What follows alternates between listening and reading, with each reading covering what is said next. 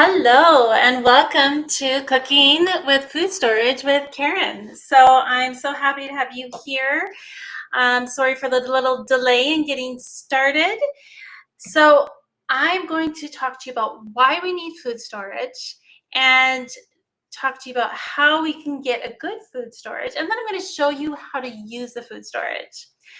All right, so if you would like to comment live, please feel free. For me to see it live, though, I'll need you to click that little link in the description to allow me to see that. If not, I will reply to your messages later. Now, for participating in this virtual cooking class today, I do have a complimentary ebook that will review some of the things that I talk about today, as well as share some recipes with you. So be tuned in to the comments later, and I will have that link for that ebook for you. All right, so let's get started. I am going to just bring up a screen here. And here we go.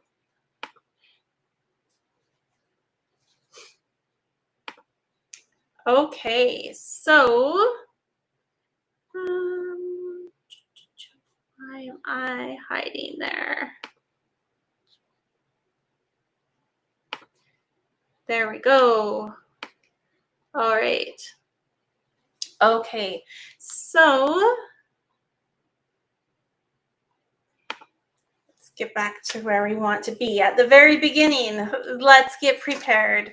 Are you ready? Let me know in the comments if you have started your food storage, and do you feel that it's adequate?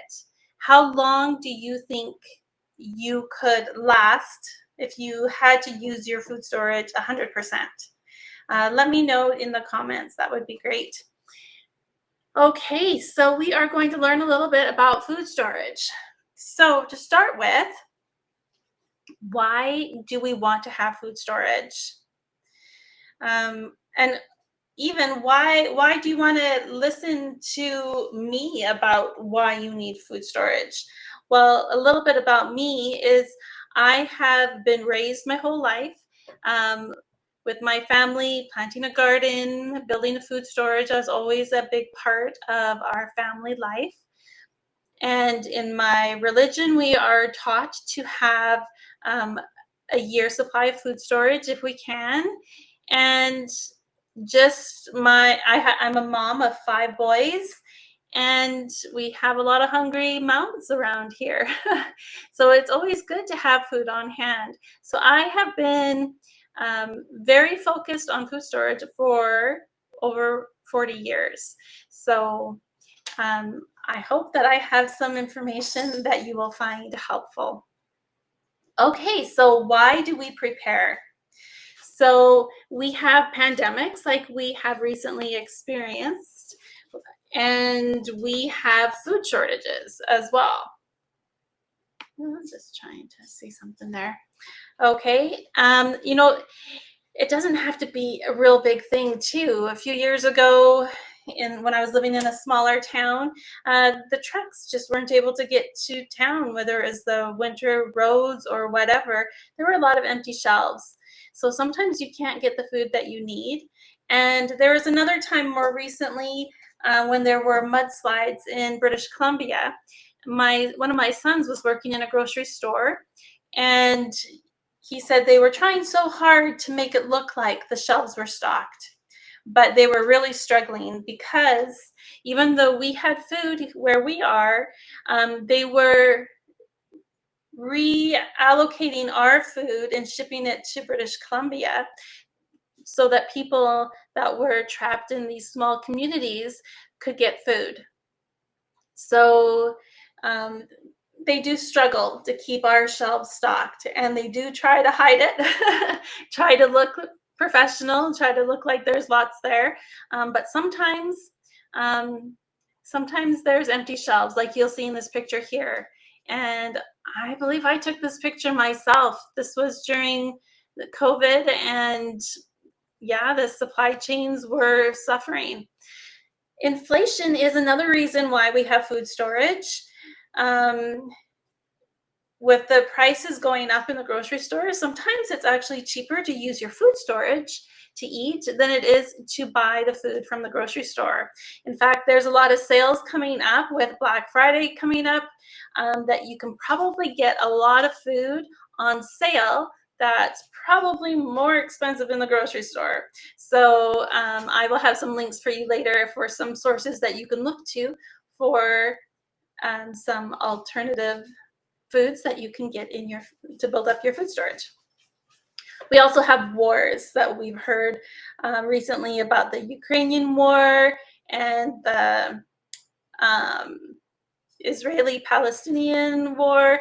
These things might seem like they're far away, but we live in a global world and everything is connected, and we do feel the effects. And if we don't right now, we probably will soon. Job loss. So a lot of people experience job loss during the pandemic, but every day people get laid off, and sometimes we don't have a new job waiting for us. So there's a period of time there where we might be struggling. So having some food that you can put on the table every day, even if you don't have income coming in, can be just a lifesaver for you and your family. Then we have natural disasters. So this past summer, we had quite a few wildfires in my area. I'm in Alberta, Canada, and I'm in an urban area, but I had fires on two sides of me within a 10-minute drive, and I was on evacuation alert. So really, we can have natural disasters, whether you're in the city, in the country. There's a lot of things that we need to be prepared for. So these are just some of the reasons why we should be prepared with a home food supply or a food storage. If there's other reasons why you prepare, let me know in the comments. I'd love to know. Okay, so let's move on to the next part here. So the solution is what we call the rule of three. So when you want to be prepared for things, there's what you should keep in mind is that you need at least 3 minutes, that you last 3 minutes without air. You have 3 hours you last without shelter. Now these next two are the ones we're going to talk about, and this is you will last 3 days without food and 3 weeks without water and 3 weeks without food.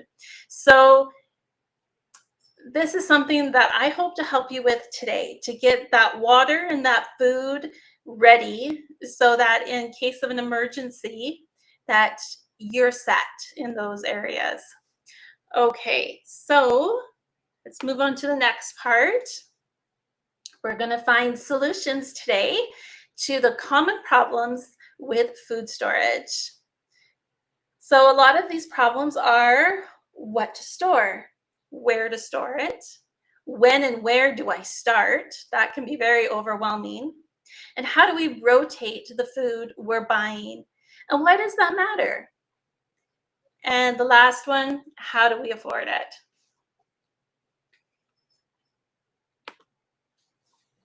So let's answer problem number one, what to store. So a lot of people forget about storing water. Water is very important. We have the food storage basics. We have fruits and vegetables, additional proteins, and extras. Now, keep in mind that everybody has a slightly different diet, different likes and dislikes. So what you store might be a little different from what I store, but we just need to keep that in mind as we prepare. Okay, so let's talk about storing water. So how many of you are storing water? A lot of people forget about this. It's important to store at least 2 weeks of water. Now, water takes up a lot of space, so this can be really tricky. You can get these, like in the picture here, the gallons of water jugs. You can get water bricks. You can get a built-in tank. You can have portable tanks. There's a lot of things that you can store your water in. I've even seen, this was interesting. It was like a big bag that you put in your tub. So if you know that the water is going to be shut off, like you have a planned water outage thing, then you can quickly go and put it in your bathtub and fill it up, and you have this huge bag full of water. So there's lots of different things you can get to help you. We also need to think about water for washing and rehydrating our food. And so we need 14 gallons for drinking, and another 14 gallons for the washing and rehydrating. Now, if you have pets, they need water. If you're pregnant, if you have newborns, or those with extra needs, it's important to have even extra water. So something to think about here and to add to your food supply. Okay, so we have our 5 food storage basics. So the first thing we're going to talk about is wheat and other grains. So a lot of people have a gluten intolerance. Perhaps you store kamut or some other type of grain. It's important to also think about how to mill that grain. So you need either an electric grill or electric mill or a hand mill. So I have both. I like to have a hand mill as a backup in case I don't have electricity. So that's a good thing to add to your supply for your food storage, is some mills, electric mill and a hand mill. We also have powdered milk or milk substitutes. So some people are allergic to cow's milk. You might need almond milk, cashew milk, other types of milk. Those ones will not last very long, but they will last a few months. If you would like stuff that lasts a very long time, then I have 2 options for you. I have the LDS Cannery, and I have Thrive Life Foods, who can offer milk in a can, and I have some here. Put it. So this one is from Thrive Life. This one is really good for drinking. It has lots of nutrients in it. I have a whole bunch from LDS Cannery. Those ones are better for baking. They don't have as many nutrients, but it works really well for baking. This will last for 25 years in the can. Once you open it, it's about a year before it starts to lose its nutrients. So imagine all those late night milk runs to the grocery store that you are not having anymore because you have this. So whether you use this all the time or you use this as a backup, this is really good to have in your pantry. All right, so let's see what else here. We have eggs and other protein. Okay, so one of the proteins I'm going to cook with today is the ground beef. Can you take a look at that? So this is freeze-dried ground beef. So there's a lot more options. It used to just be beans, rice, beans, and sugar, and that was your food storage. Well, that's not really enough.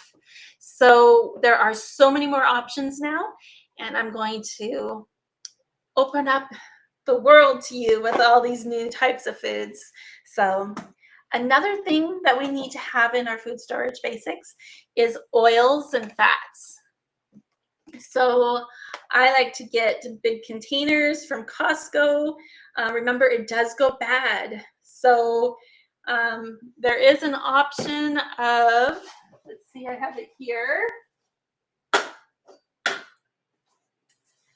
So we have butter that's available, powdered butter. This has 12 grams of fat for 3 tablespoons. This is really good if you want to whip up a butter to put on some bread, or if you want to add it into baking. It does not really work if you want to use it to saute vegetables, but it's really good. And this lasts a very long time. Okay. We also have salts and sugars. So I like to get my sugar from the LDS Cannery. And just a note that the LDS Cannery stands for the Latter-day Saints, the Church of Jesus Christ of Latter-day Saints. You do not have to be a member of their church. They welcome people of any faith into their establishment there. And they just believe really strongly in food storage. And so they're trying to provide it for anyone who wants it. So that is an option. And I will share a link with you so that you know how to find an LDS cannery near you. So this is sugar. I like to get sugar from the cannery. And I get salt from Costco and spices and a few other things. So you can get some pretty big, bulky items from local stores as well. So, okay. Oops, let's go back. So eggs and powdered milk. So I talked to you a little bit about the instant milk. It's better tasting. It's a newer and better option. There was a taste test done at a university where they took all the milk from the grocery store and they made it all up into cups and served it to people, to students, in this blind taste test. So it was a combination of powdered milk, fresh milk, and this instant Thrive Life milk actually won the test, which was amazing. So, and it lasts 25 years. So it's a really good option to add to your food supply. We also have eggs. So these last 7 years, which is great. You could have chicken in your yard, but you could experience an illness and they die, or you could have a fox come in or coyotes and something happens to your chicken. So it's really nice to have, but it's not 100% reliable. But this will last you for at least 7 years. So it's a really good option to add. But there are 2 weak spots to any food storage plan, and that is produce and protein. So we're going to talk about some options there. So we now have freeze-dried fruits and vegetables available, as well as freeze-dried meats. So in the past, we would get cans of corn and cans of green beans, fruit cocktail, things like that, and they were okay. A lot of people don't really like them, but if you needed to, they'd be okay, but they don't last a very long time. And I have a little story to go with that. So I had this beautiful rotation shelf, and I had a few cans kind of explode on me in this shelf, and it leaked the syrup all over the place. I honestly scrubbed that thing, it felt like, for years, until I felt like it was completely clean. Sorry, my throat is kind of going there. So when you buy cans from the grocery store, those don't last very long. If you're lucky, they last 2 years. So they're not a long-term food supply, they're a short-term food supply. We also have the freeze-dried beef and chicken and pork and shrimp even. So there's a lot more options. Real meat. It's not soy protein, it's real meat. It just needs water, and then you have this delicious meat. Okay, so I am going to bring up another portion of my presentation here for you. Okay, so we don't want to forget the extras. So I did talk about the butter, so that lasts 5 years. We have honey crystals, those last 25 years. That's another sugar source for you. Garlic, these are just a few options that I am just highlighting. The baking soda, baking powder, those don't last very long. surprisingly. Spices don't last very long either, and the same with yeast. So think about what you store, what you need, how long it lasts. Some things last a long time and others don't. Okay, so now once we have this stuff, where do we store it? So this is another problem that people have. Some people actually do find places in their closets, under their beds, under their couches. There are some better solutions. Some things to think about are finding a cool, dark pantry or closet, making sure the room temperature is between 0 and 23.9 degrees Celsius. Avoid places of excess heat or cold. Containers that are bug and chemical free. And keep oxygen out of containers and the lids on. So if you want to preserve the life of the food, you need to reduce the exposure to moisture and oxygen. And there are these fantastic rotation shelves that really help as well. Can I give this to you, Noah? Thank you. Take that to the other room, please. Okay. Well, so where do we start? Well, we're going to talk today about starting by actually planning your meals. Decide what meals you want for breakfast, lunch, and supper, your top favorite of each of those. Look at the ingredients that you need for those, and that's what you should shop for to build up in your pantry and your home food supply.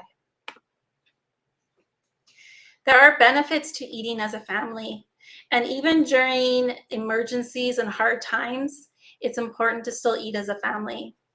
So some of the benefits are children are half as likely to try cigarettes or marijuana, 1/3 less likely to try alcohol, they earn better grades, girls are less likely to develop eating disorders, they're healthier dietary habits, and less likely to report tension among family. So there are many reasons why it's a bad idea to go get takeout.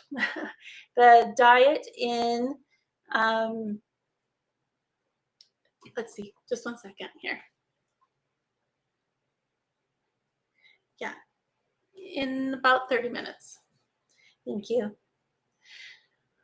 Okay, so the diet here in our takeout is really bad. There's a lot of consequences, bad consequences for eating this way. But there are quick, healthy, and easy alternatives to reduce the number of times you eat out in a week. And Thrive Life happens to be a fantastic solution for this. And all the other food storage items that you have that you know how to use so that you can make meals. But this is really neat. Thrive Life has these meal pouches. Each pouch serves 3 people. All you do is add hot water, stir it, close it in the bag, wait 10 minutes, and you have fantastic breakfast, lunch, and supper. So they even have these buckets now that you can just grab and go in case of an emergency. So these are fantastic. They're healthy. There's no preservatives and additives. It's all made in-house at Thrive Life. They freeze dry it, even the sauces, and then they package it. So there's no need for any of the fillers and stuff. So it's fantastic on those busy nights or emergencies, camping, hiking, whatever. This is a really nice solution.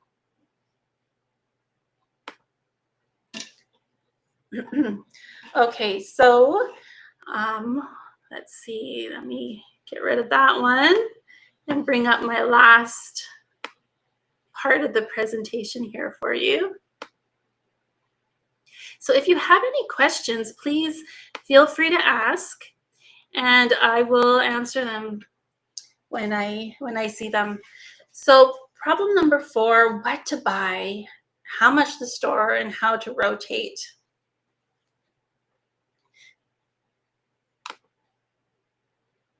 Okay, so we do have this food storage calculator. So this can help you know how much you need to get. You put in how many people are in your family, how long of a time you want um, to have the food supply for, and it'll calculate it for you. This one is put on by Provident Living.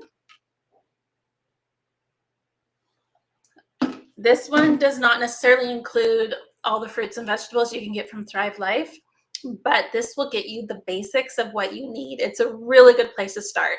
So there's a QR code here. Feel free to take a screenshot. I will have links in the ebook to this for you as well.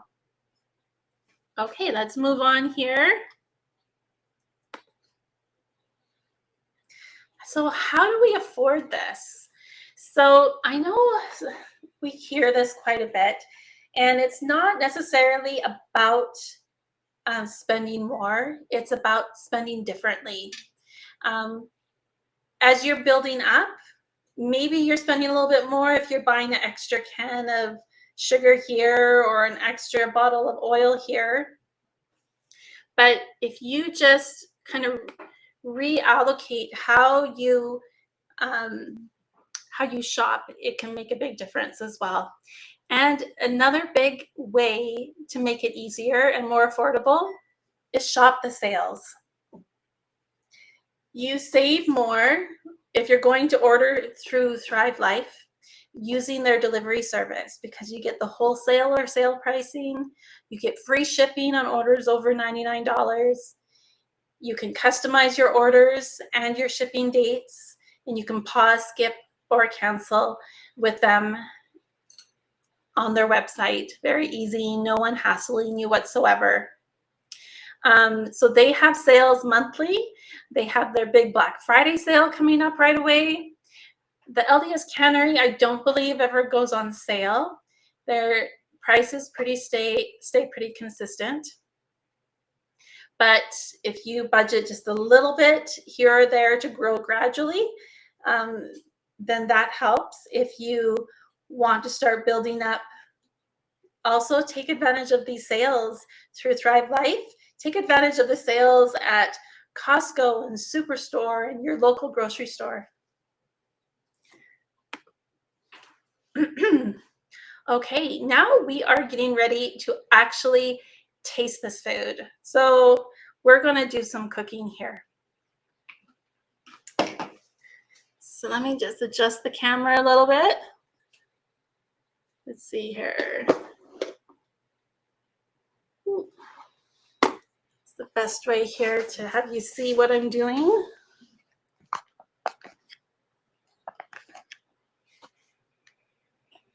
All right. So I'm just going to put this, let's get rid of that screen for a minute. There we go. Okay, so you can't see my face, but that's okay. We're looking at the food. So I have just an electric skillet here. We are going to make, I'm going to come down here. There we go.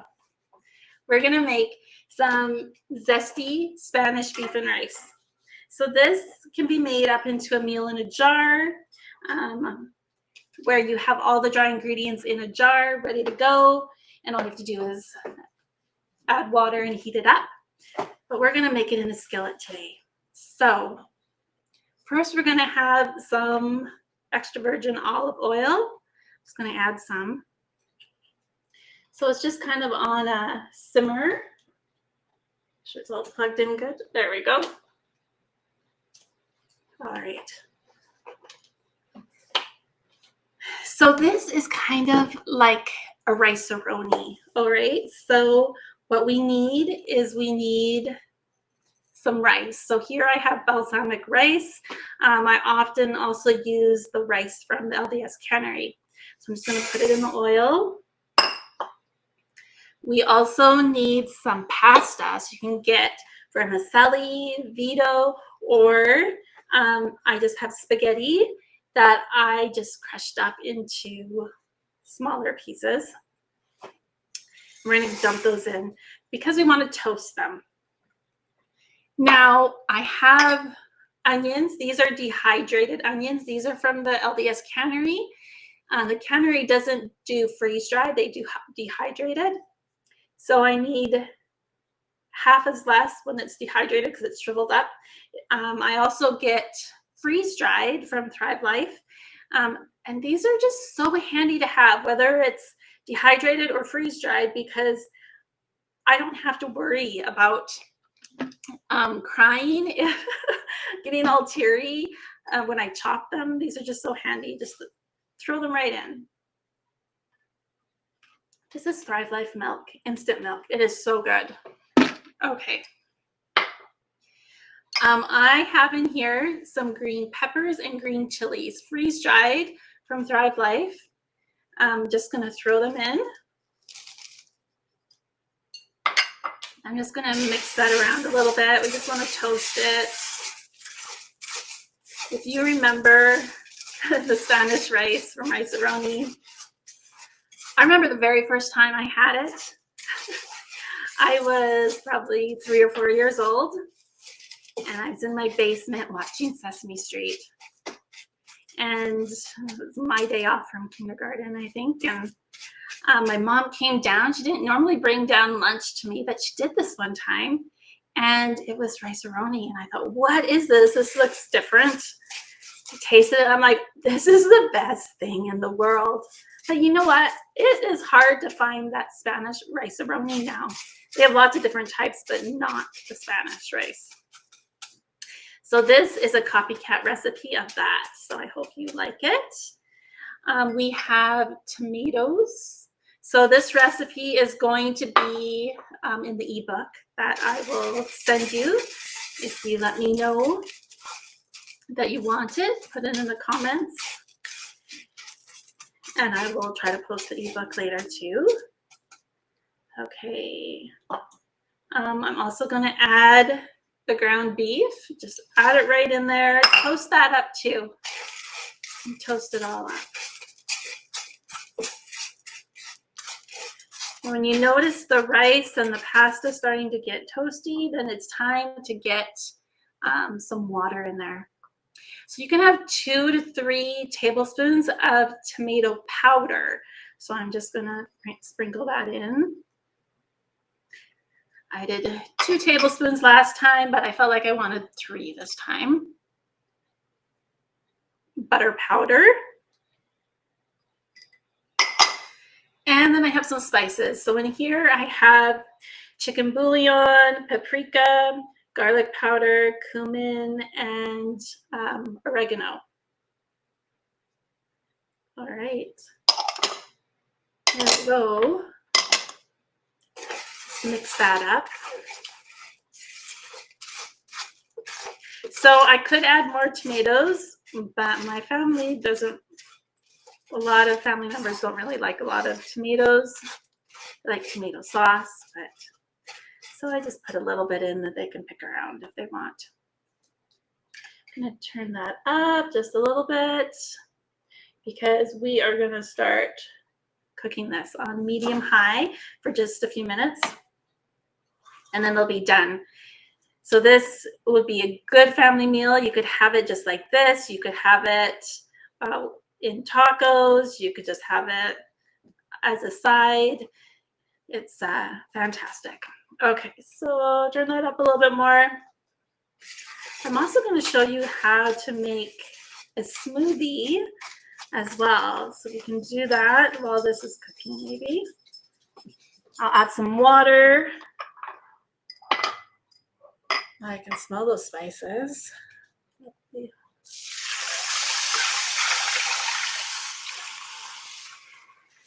All right. You see that okay? All right, so we're just gonna let this do its thing for about 10 minutes. I'll put the lid on.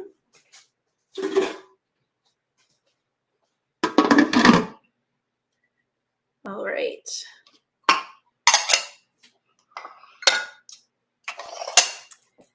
Now I'm going to show you. Oh, can you help me for a second?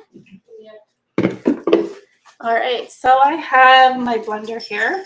Can you bring over the strawberries for me? We're making a strawberry peach oat smoothie today. So I also need that cup, please, the measuring cup. So just the big one. Thank you. So I'm going to have 1 cup of freeze-dried strawberries. Here, I'll just show you first. Take a look at that. So these are actually super healthy. They're going to have more nutrients in them than the fruit that you get from the grocery store, because in their freeze-drying process, at least with this company, they have very high standards, and it locks in about 98% of the nutrients of a perfectly ripe vegetable or fruit. So I'm just going to add some strawberries. Thank you. I have some peaches. Thank you. Okay, so just nice little peach freeze-dried slices. And I'm just going to put in a cup of those.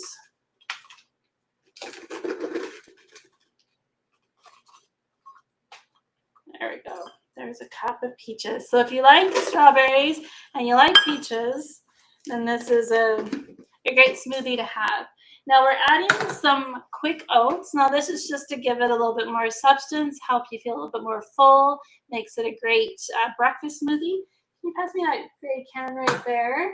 So the oats that I got are, thank you, one's from the Culinary. These are just quick oats. I also have whole oats. Whole oats are a little healthier for you because they're not as refined. Oh, how much do I need? I need half a cup. Half a cup of quick oats. I'm just going to put that in. Okay. Ooh, the honey crystals. Can you pass me the honey crystals? It's a little bit heavy. So this comes from Thrive Life. Okay, so this is like granulated honey. So you could just, pass me the spoons, please. Thank you. Thank you. So I need about a teaspoon of this. Cut up a little bit. Okay, so it depends on how sweet you want your smoothie. I'm gonna put a little bit more in, maybe. Okay. All right, and then I need, oh, the instant milk. I need 2 cups of milk. Where's my milk?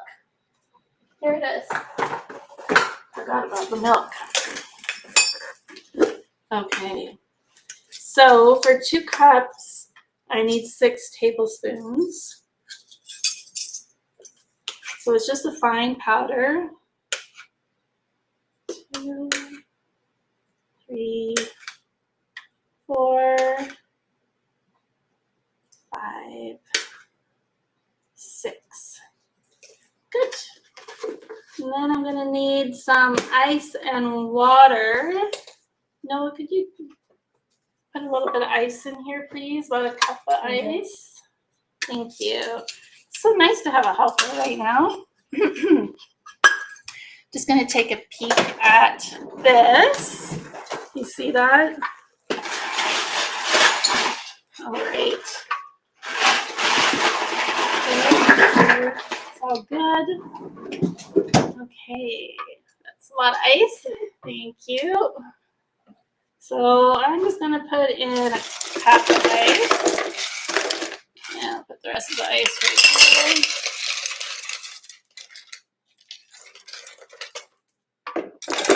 And then we need a little bit of water.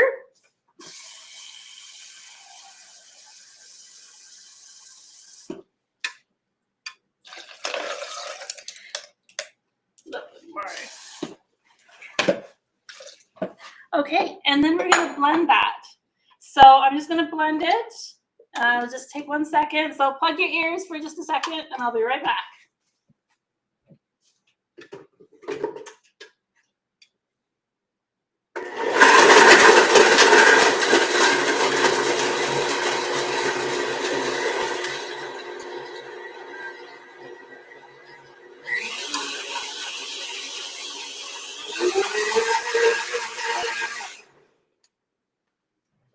Okay, I cut it a little bit short, but I just wanted to make sure that it was blended enough. Okay, look at this. So this is a smoothie ready to go. Just gonna pour it into a cup so you can see how delicious that looks. All right, so a fantastic way to get your fruits and vegetables in a food storage that often is struggling to give you the fruits and vegetables that you need. Fantastic. All right, let me take that over there. Okay, so let's get back to this Spanish rice. Okay, so it's still cooking a little bit. We need that rice to be tender and that pasta to be soft. It needs to absorb the moisture, and then it's going to be good to go. So does anyone have any questions at all about their food storage? Let me just bring this up again. So you can click on the QR code here to get to the LDS Cannery. You can also click on the Thrive Life QR code to look at the large supply of different food items that they have. So when we are cooking a meal, something that's really important to remember is to make food that people will eat. I know sometimes we get this little bug to like build your food storage, get prepared, just have anything on hand just in case. History has shown that in some cases, if people have to eat something that they've never eaten before or don't like, that they sometimes would rather starve than eat. So make sure you are preparing your meals. Think about what meals you eat and get the foods that get the ingredients you need for those meals. It'll make it a lot easier in time of emergency to feed your family. Okay, so we're just waiting for this. I don't want to take it up too soon. We need it to kind of simmer, absorb all that moisture. Ooh, it's steaming up my glasses. So I hope you took a picture of those. I will have an ebook as well. And it's steaming up my glasses. I really appreciate you coming to this online virtual class today. It's really easy to cook with food storage. It's a little intimidating, but once you kind of know how to do it, it just opens up a whole new world for you. So you can be prepared. If you are prepared with a food storage, you don't have to stress as much during those emergencies. You have peace of mind, one less thing that you have to worry about. So if I can help you in any way to plan your food storage, help you prepare more, if you need some resources, feel free to reach out to me. I'm more than happy to help. So let's take a little peek here. So that's looking pretty good. If you can see that. The rice is getting bigger. Everything is refreshing nicely. It's going to be fantastic. Um, I'm gonna serve that tonight, but I have 5 boys. And I think I'm also gonna have some hot dogs on the side because I think they might like that. So I'm just gonna dish this up, even though I'm gonna let it simmer a little bit longer, just so you can kind of see it a little bit better. All right. Oh, this is looking great.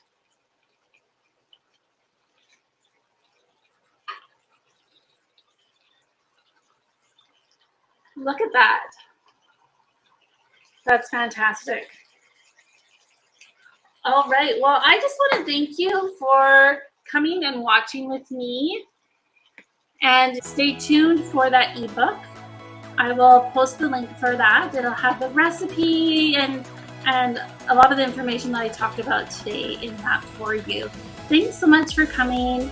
And if you would like to cook with me sometime, let me know. If you would like to come to an in-person cooking class where you make something different, you can actually taste all of this yourself. Let me know as well. So awesome. Thank you so much for joining me. And until next time, bye.